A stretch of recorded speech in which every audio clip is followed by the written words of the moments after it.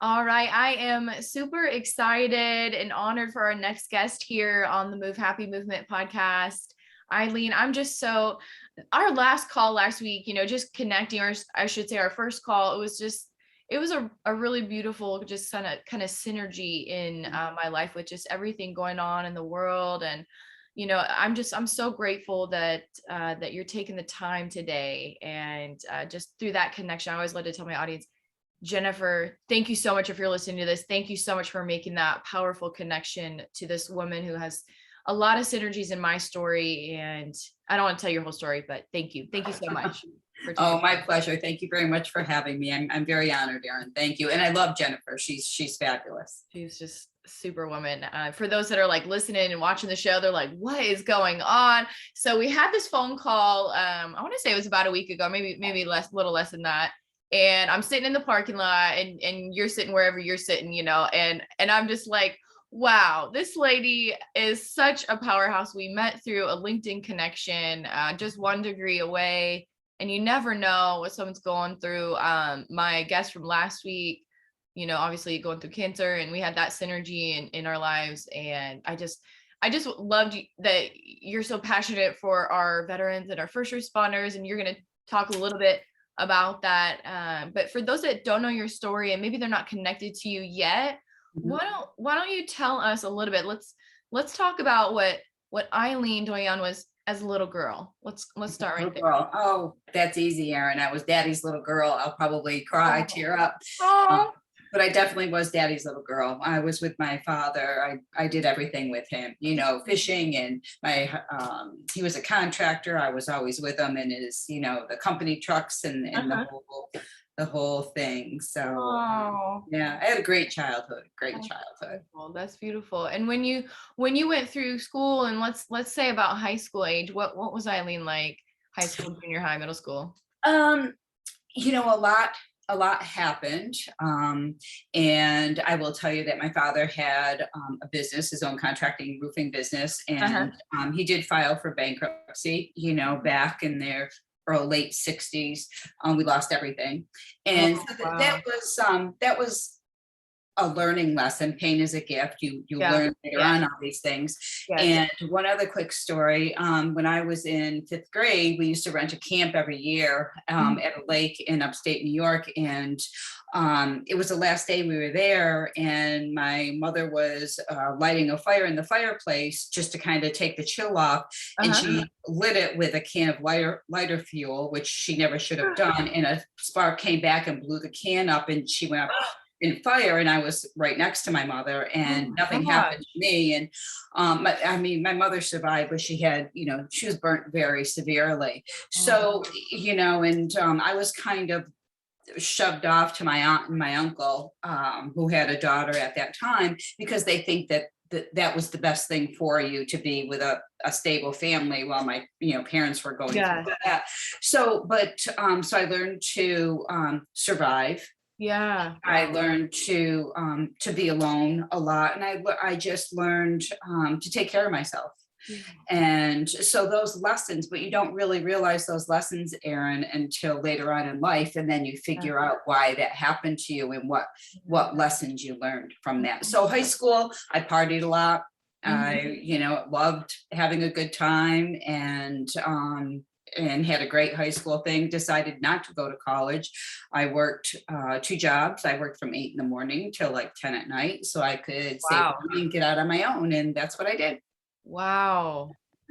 You are a superwoman yourself. Oh my goodness.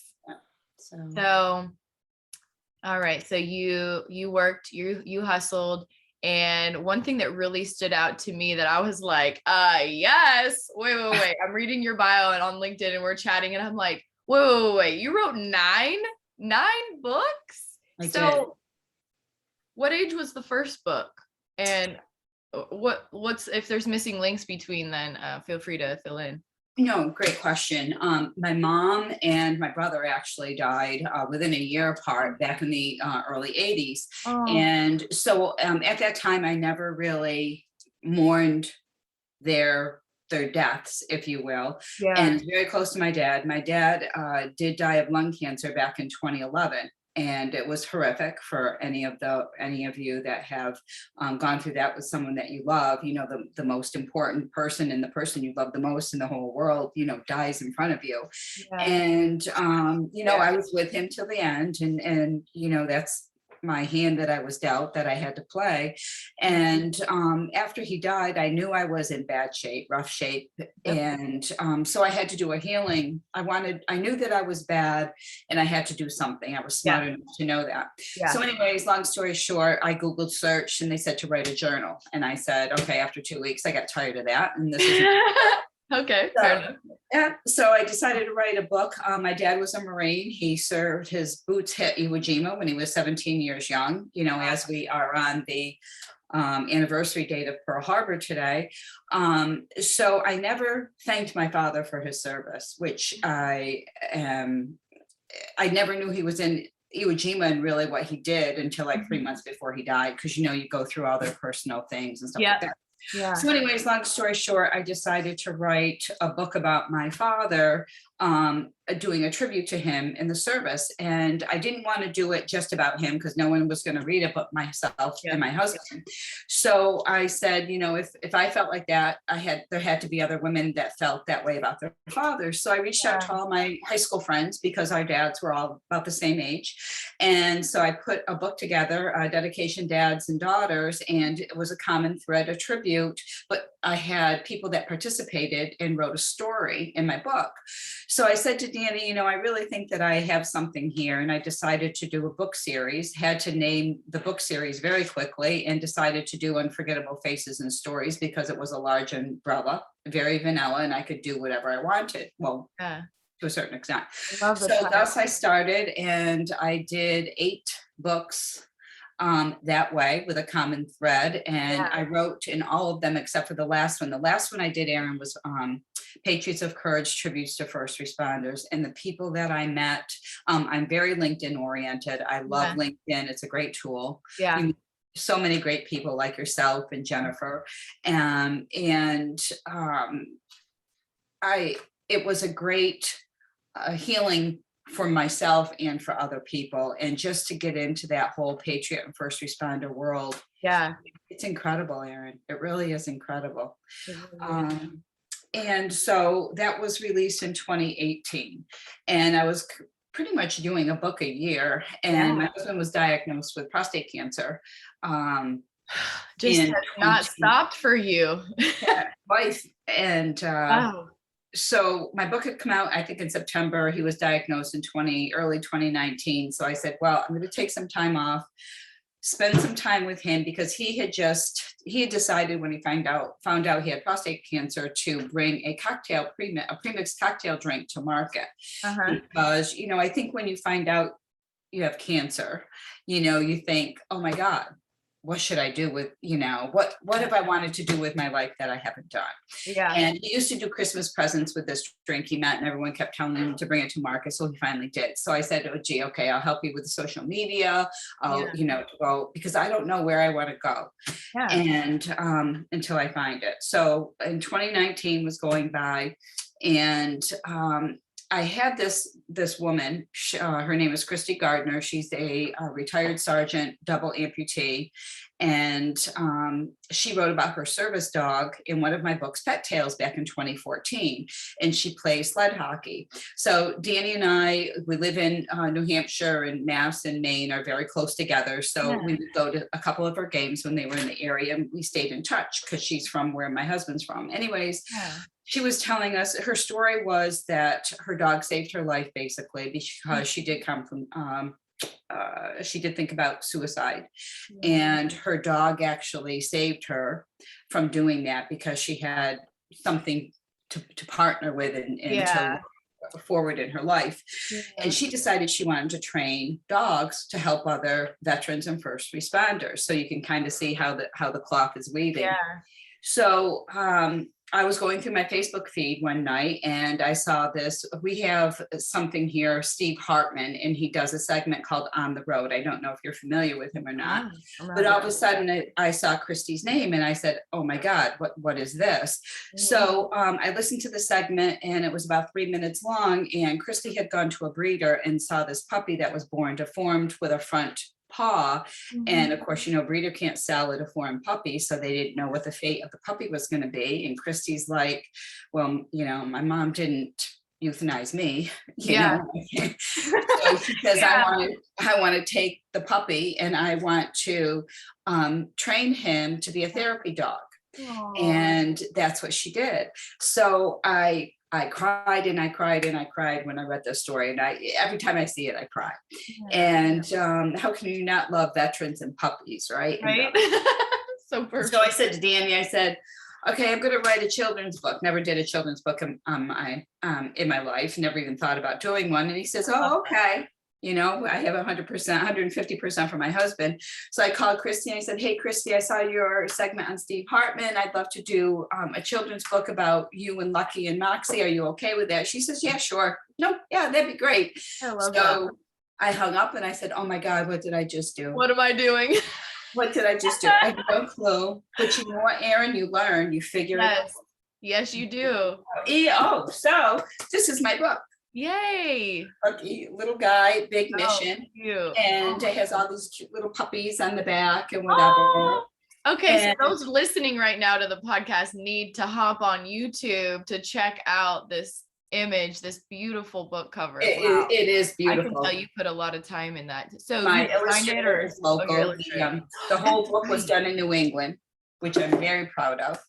And the book is available on my website, Unforgettable Faces and Stories, and Amazon. But anyway, so we do book events. I've connected with so many people, connected with Home Base Foundation, which is the Red Sox. I'm a big sports fanatic, Patriot, hugely, which we just beat the Bills last night, which was awesome. Woo! But anyways, contacted Home Base Foundation. They invited Christy to throw out the ceremonial first pitch on September 17th, and Lucky and Moxie were there. We got a 20-seat suite to watch the game. Nice. And, they do so much for veterans. And, Christy is so awesome for what she's doing. She's started a foundation called Mission Working Dogs, and she had a home built by Tunnels to Tower, which I could talk about for an hour. What a fabulous experience. My husband and I have gone up there, and just to see, they built her a house in 12 days, 12,000 hours. Wow. Incredible. People literally, and most of them are first responders. A lot of the crew from this organization were firefighters, and they take 2 weeks off a summer and they build a house for a veteran. Some of the people do it as a family project, so the parents are teaching their kids whatever, and it's just a fabulous organization. So talk about camaraderie. Wow. It's incredible, the brotherhood, the sisterhood. And you can see Christy and Tunnels to Tower commercials on TV and things like that. But anyways, the story of Lucky is incredible. We are going to do a nationwide book reading, and also the book is going to be used in the Wounded Warrior Project classroom reading oriented next year, which I'm ecstatic about. The book is incredible. It teaches about being different is okay, because kids can be so mean, Erin. We're all different on the inside and the outside. Yep. And Moxie is kind of the guardian angel over Lucky, the big sister that takes care of Lucky, as he goes through, and he ends up getting his paw amputated, but that's in Lucky too. And it teaches about anti-bullying and that to never give up on your dream, because Lucky's dream, even though he was injured, was to always be a therapy dog at a school, and thus he is today up in Leeds, Maine, which is incredible. Just love him to death. Love him to death. Oh my goodness. I feel the joy through the screen, the beaming pride. You should feel so proud of the work that you've done, and you already said there's another book on the way. So how many more are you allowed to tell, or is this a secret? How many more are in this series? No, I will tell you, and I'll show you a secret. Oh, I want to this is not in color, but this is going to be the cover of Lucky 2. It's a very, it got finalized today. So my illustrator is finishing it up and sending over. But anyways, I will have Lucky 2 that will be out May of 2022. And then I do have a book in my head. I haven't written it down yet. Oh my goodness. As a follow-up in 2023. And what it is, I want it to, it's going to be about the building of Christy's house and her facility, her training facility. Yeah, that definitely needs to be shared. And it's going to teach children and adults about helping other people, volunteering, and the joy in volunteering and helping other people. And that we're in this life together. We're not in it all alone. And awesome. I love that. There is so much power. I talked about it, I want to say a couple months ago, as a weekly topic, the power of volunteering on our own mental health, our own mood. There's so much science and research behind it. And now we've got this book on the way to teach little kids. I love that. I mean, there's a reason why schools require it in order to graduate, to go on to high school or college or the professions. It's like, there's so much power behind that. I'm so excited for you. So we'll definitely have to do a follow-up session, but let's get back to your story. And oh my gosh, I'm like, there's so many parts of your story that are just so powerful, but I see a connecting line of resilience. You've gone through so many experiences that I would say to most suck. Like so many things that I wouldn't wish on anybody, but you've channeled them somehow. Let's walk through, for those that are going through maybe a tough season right now and they're listening to the show, what are some strategies? Like, how did you pick up on writing? I know you said journaling for a couple of weeks, but did someone inspire you to do that? Was it the spirit? Like, let's talk about that. I think because I knew I was hurting so badly, and that I never mourned when my mom and my brother died. And no one teaches you how to do that. No one teaches. And each person is different in their mourning. Yeah. You have to do it on your own call, and you have to go through it. And I think that I was smart enough to know that I was so bad that I had to do something. And I think with doing research and journaling, and because it gave me satisfaction to write something about my dad, and then, and I'll tell you a little bit of a secret. My books that I wrote 8 before my children's book. And I actually told my whole life story in each book. I don't know if that makes sense or not. Like my second book was Treasures from the Heart, where we get things or we have things from people that have passed away. Yeah. And then, I did a book on starting over, and we all start over several times in our life. Mm-hmm. So I had the opportunity to tell my life in those books. And I think I was done doing that. Yeah. Because we all want to write a book at some point in our life. Yeah. And I kind of did that through those 8 books. Wow. And then the Patriots of Courage, just because everything that was starting to go on in the world we live in 2017 and 18, was coming through. And with my dad being a veteran, and my husband and I we try to do a lot for veterans. And so that was very near and dear, and still is, obviously, to my heart. So I think I was evolving without realizing it. Yeah. And then when I knew I was looking for something, but I didn't know what it was. Mm-hmm. And when I saw that Steve Hartman interview with Christy, it hit me. That was it. I saw it, I watched it 20 times, and I knew that was exactly what I was going to do. I found it.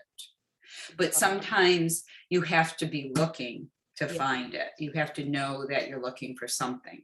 Yeah, I love that. And I would say, just from what you described in your first 8 books, like I have a similar story with writing my own, and just the healing power of sharing your story. I feel like it's cathartic. Would you agree to write whether it's writing in a journal or writing your book or writing a blog. Like there is so much healing when you put a pen to paper or when you click on the keys of your keyboard. Would you agree?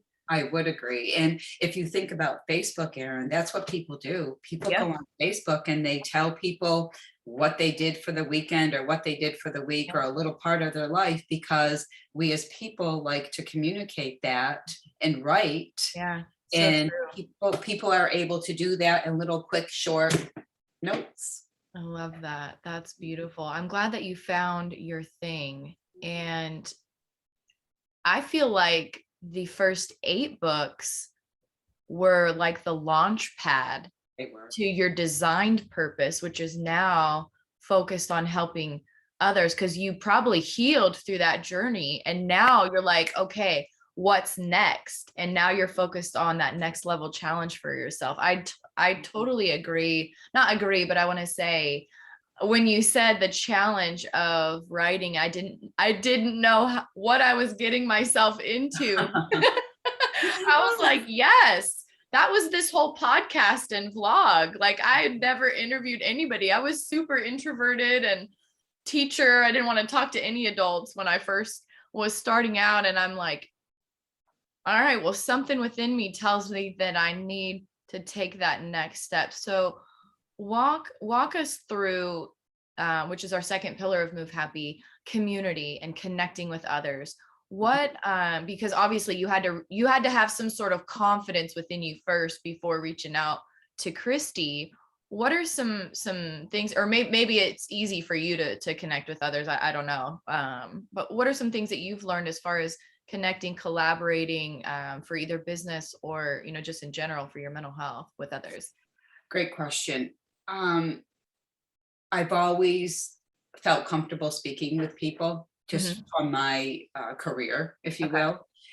So I knew, and when I was going through everything, Facebook was coming out. So you Yeah. connected on that. You started connecting, on LinkedIn. Yeah. And that's how I really recruited, if you will, a lot of the people to write in my stories. Because, my first couple books were, I don't want to say they were more comfortable because I reached out to people that I knew. But I Okay. knew as my topics changed, I had to reach out to a different audience. Yeah. So I had to build my community. So I worked very hard at finding the right people. And I would actually interview people. I would go through LinkedIn and they would have, I'd see a little bit about them, connect and say, hey, I saw that this happened to you. I'm writing a book. Would you like to participate? And that also helped me to grow. Yeah. I feel very confident too, because people are telling you very intimate sometimes Yeah. stories Yeah. of what happened to them. Yeah. Based on the topic, Mhm. because stories that people write can be very happy, can be very sad, can be very traumatic, Yeah.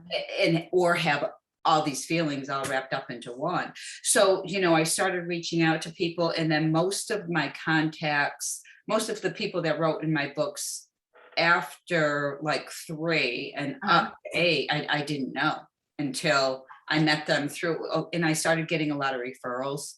Yes. I have about 6 people from other countries that have written in my books, which is pretty cool. That is so neat. Yeah. And I also had an 8-year-old little girl that wrote in one of my books, Letters to Heaven. She wrote a letter to God about her grandfather that had passed away, and to treat him nice, even though he snored a lot. That is so cute. Oh my God. Oh my goodness. Precious, Oh my goodness. So it gave me a lot of happiness in meeting people and hearing their stories. Yes. Because it motivated me, and my whole goal was to make it a win-win for everyone. A win for the person writing, a win-win for the audience, if you will, that purchased the book, that read the stories, and to make them want to talk or tell a story about themselves. Yeah. And because it's funny because that's the way that I thought I was going to keep doing. And then, when my husband was diagnosed and everything kind of stopped, I I found this saying one time, and it said, you know, we spend a life getting things, but you need to find your purpose in life by giving things. Yeah. And I wanted to find my purpose.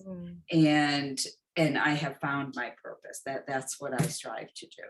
And I hope that everybody finds their purpose, because it really is an awesome experience to find your purpose. It really is. Wow. And I know we talked about you starting your own show, and you're not quite ready for that yet, but I see so many opportunities in my mind, because I'm a visionary and I see things that people don't see, and they're like, I don't get it. But for me, I see this in your future. Maybe it's your own talk show or something, but in alignment with those stories, because there is so much power in healing us, healing others, and healing the audience that's listening to the story of overcoming challenging situations and just being an authentic human being. We all go through struggles, and we do. And I will tell you my long-term goal.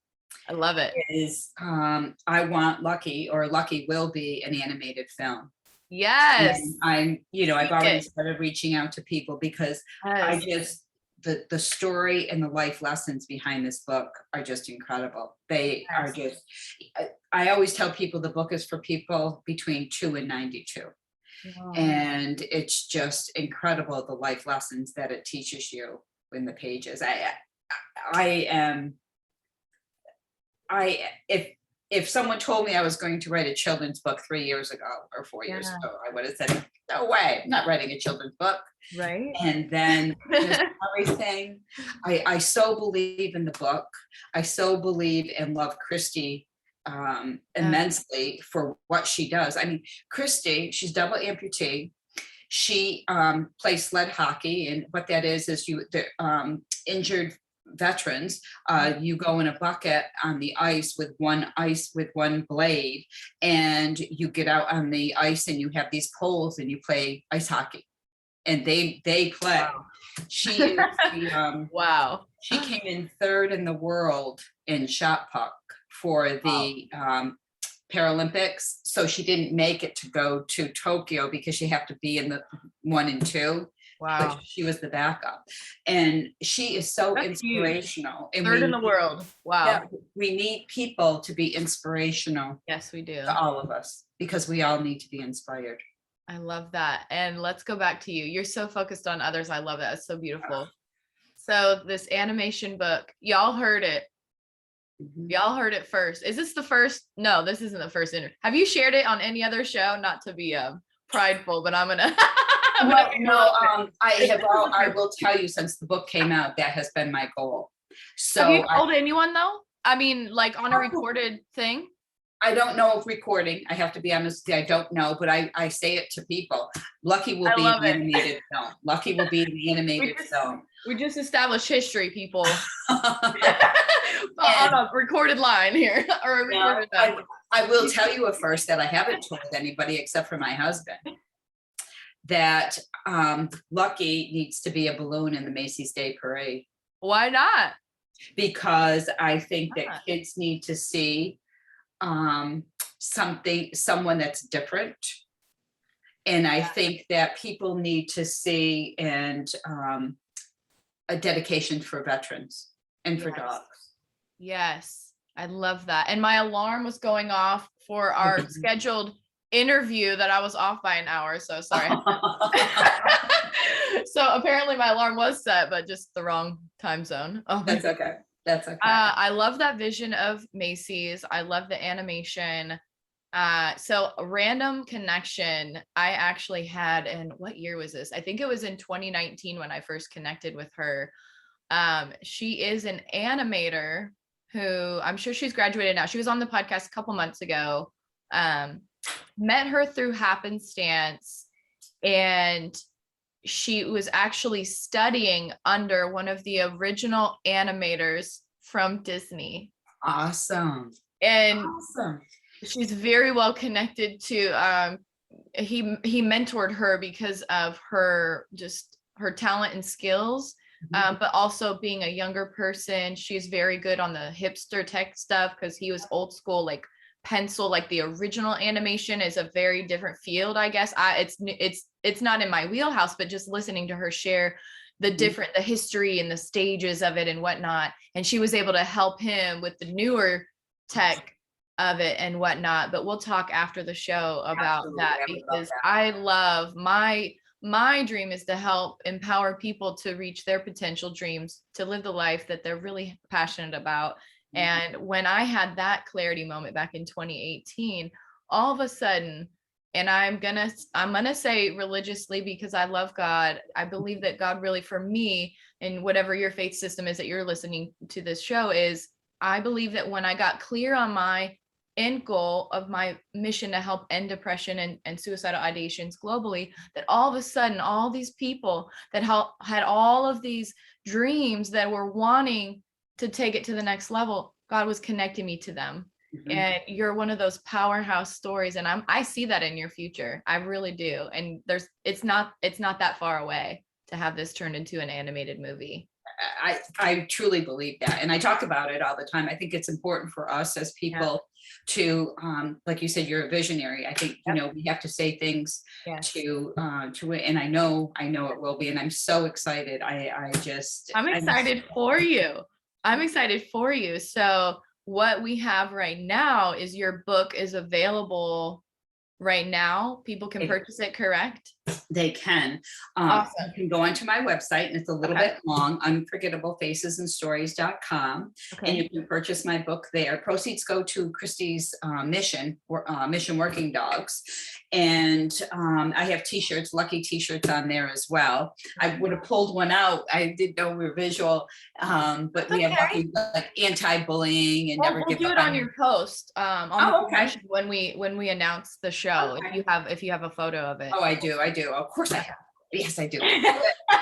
And but anyway, so it makes, or you can purchase a book on Amazon, but we don't make as much money on Amazon for the proceed, for the mission. So go to the website. I'm just being honest here. If you go to my website, it's better for us, but people can purchase it on Amazon as well. Can you say the website one more time, nice and slow? It's unforgettablefacesandsstories.com. Love it. Yeah. Love it. Go to the website, order it today, order 10 for your school, maybe 100. And let's help her get to this animated movie. One book right around the corner, Erin. If you're a superintendent listening to this in the school systems, or a superintendent, that's going to be the fastest distribution channel in my.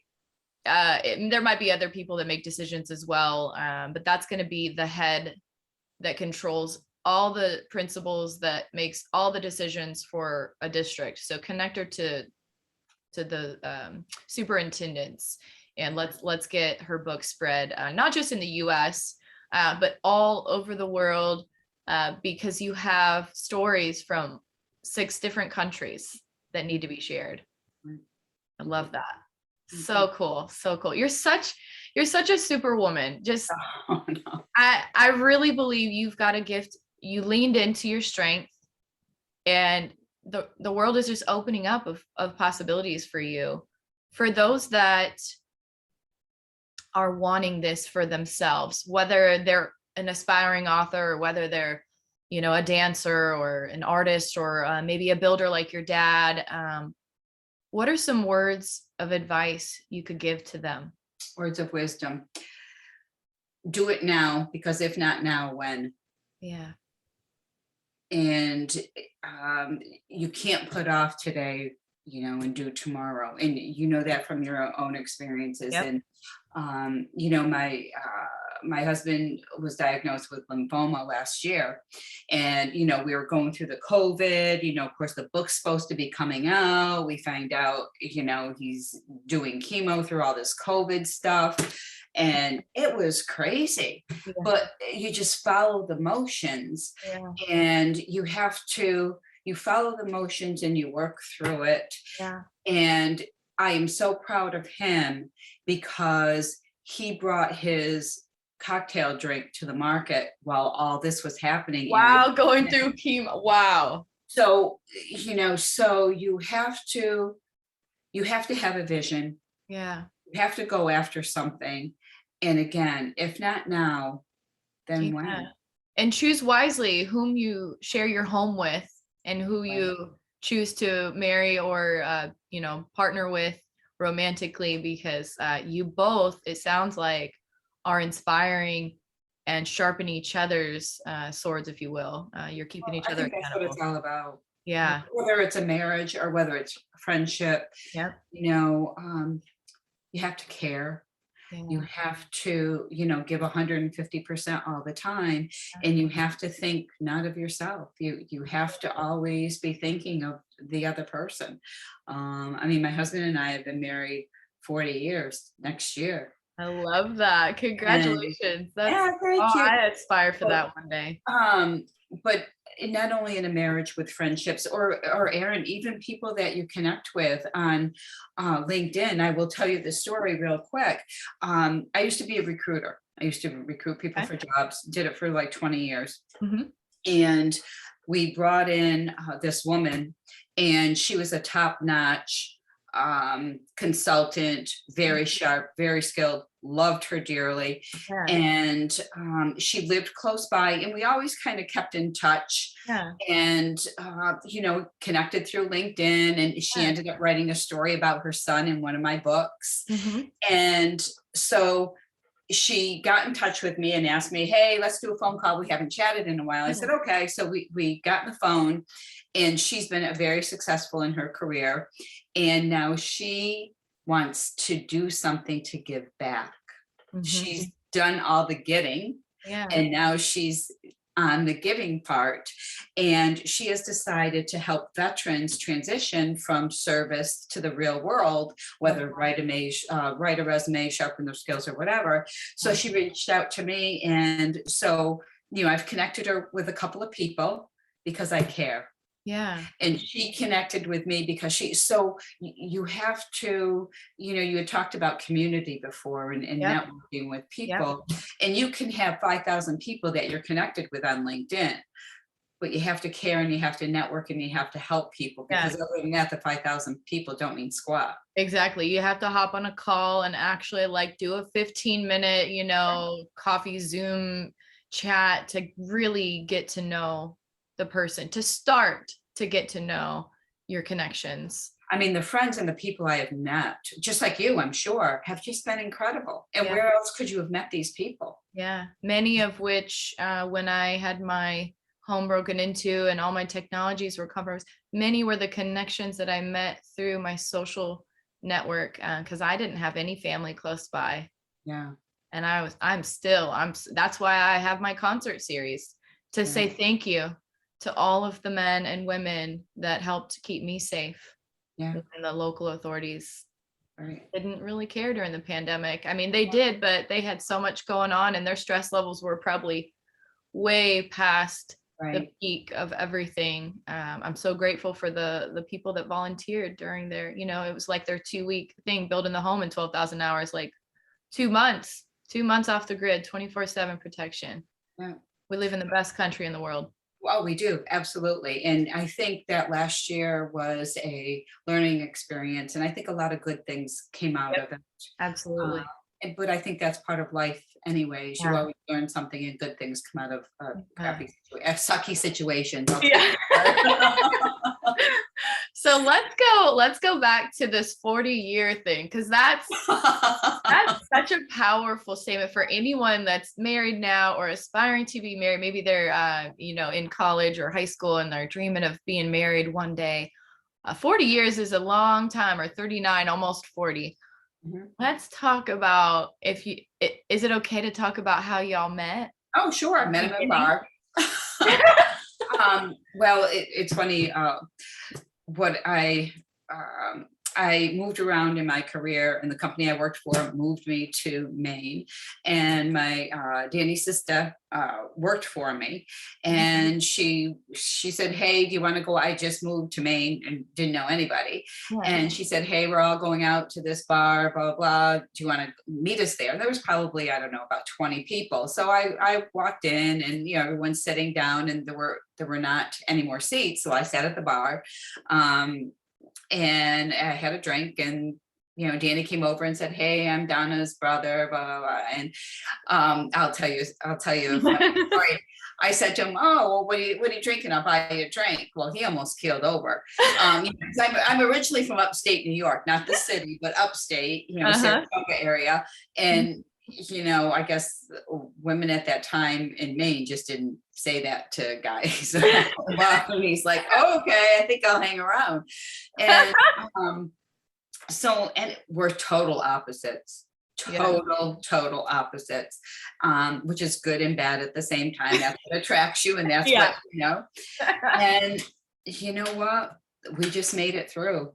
You know, we had, you know, the situation with my mother and brother happened so very young in our relationship. So I think that bonded us. Yeah. You know, because it was pretty crappy to go through, and I had Danny there as a base.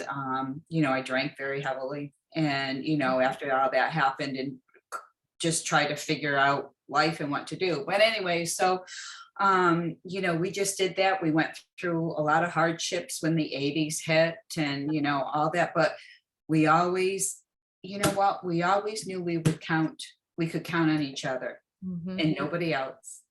100%. We always knew that we had each other's backs, and I think that's probably helped us, because we've been through some pretty crappy stuff. And but I think it helped us in the long run, you know, to stay together, because it's easy to jump ship, Erin.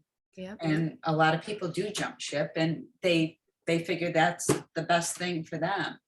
But yeah, we just made it through the storm. And now, I mean, you know, probably the past 10 years, you know, after my father died, I think it really changed a lot about the way that I thought. You know, really, I really want people to know that I care about them. I really want to be a good person, you know, to do always the right thing, even though I always try to do that anyways. But I think I've learned that people don't stay around forever. People die. And you really have to appreciate everything and everyone that you have now. 100%. 100%. And I'm so excited for him with his, you know, his drink. It's called the Flying Fortress. And it's named after the B-17 bombers. Again, veteran oriented. That's what he wanted to do. And the bottle that he made, it's called the Redhead. It's based on the nose art of the plane. And the original goal was like to make another flavor, and then everything, you know, medically had happened and kind of, you know, sent him back a little bit. But you know, just to see how happy he is with what he's doing and accomplishment, you know, is so rewarding. That is so neat. It is neat. Goodness. Maybe we'll have to have him on the show sometime. And like I said, what has been going through medically, and you know, I love him dearly and admire him incredibly. And yeah, it's been a journey. Definitely. Oh my goodness. Oh my goodness. This has been so fun for me. I hope it's been fun for you. Like, I really feel like you're a natural. This has been like just two girls having a conversation, but I really feel like there's listeners right now, and there's people watching the show right now that are like, I needed this. I so needed to hear this story today. So thank you. Thank you for doing that. Thank you for sharing your heart with us. And there's other people that need to share their story on your podcast as well. That's right. Is there anything else, any parting words, any words of wisdom, anything else that you'd like to share? Maybe there's a question that I didn't ask that you'd like to share with our listeners. I think, no, you asked great questions, really great questions. And we talked about so much. Like I said, I think it's very important for people to find their purpose in life. And it sounds so hokey, but you really need to find your purpose, because that's when life just means the most. You know? It really does, at least for me. It really has made a difference. And to know, I know what advantages and happiness my book and my animated film is going to bring. I know what success and how feelings Christy's mission is going to do for so many people and help so many people. So I'm just a small ripple, like a stone being thrown in a pond, because I visualized, like you are very strong in visualization. I just know the impact and the power it's going to have.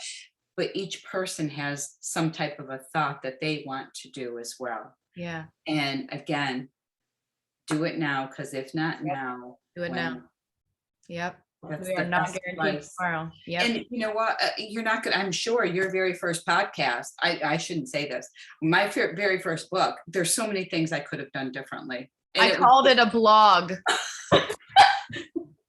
But I reached out to my network that loved me, and it was my high school choir teacher that is a huge inspiration. And I'm sitting in the car on my lunch break at my sales job with my handheld recorder, because I just knew I needed to take action. Isn't that funny? And you Isn't know what? that You funny? do it. Look at it now. And then you do your second one, and it's a little bit better, a little bit easier. Exactly. And you grow. So, and some Exactly. people think they have to have it all figured out, Erin, from day one. Yeah. And it's like, you got to be kidding me. I sometimes it's not good to plan so much. It's like, just do something.